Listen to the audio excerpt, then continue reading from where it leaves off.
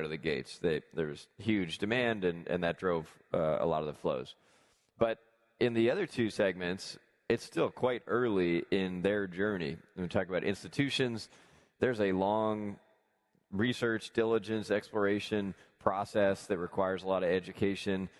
We're on that journey with a lot of our institutional clients today.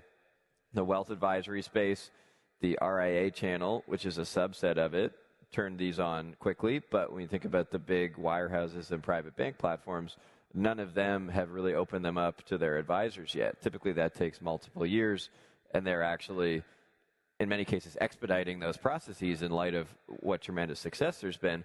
But none of them have actually turned it on yet. Yeah, so there's those three levels. There's like fully restricted. You can only, then the next level is like basically you can only buy it if the client wants it, and that's solicited. And then unsolicited is like the advisor can recommend it. So I guess most of these massive platforms that have trillions of dollars, the UBSs, the Morgan Stanleys of the world, the Merrill Lynches, they haven't turned it on at that final level. And like you said, it could take years. But I guess if you had to put a timeline on it, Jan, when are we going to see these massive platforms be potentially this next wave of buying? I want to ask Matt a question, right? Because these wealth platforms are so slow to adopt this. And we see this in Europe, where we've had a Bitcoin ETF for 2 years. So will the U.S. have a strategic reserve in Bitcoin before the wealth channel approves the first Bitcoin ETF? We may learn the answer in the next 24 hours. That's right. We may well indeed. So a lot of you just talked, multiple of you said the word education.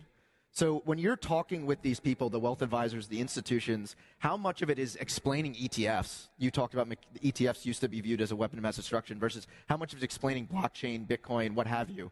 Like, what are these conversations you're having? And these questions, they're doing their due diligence process. Sometimes it can take years. Hopefully it's going to be expedited for these.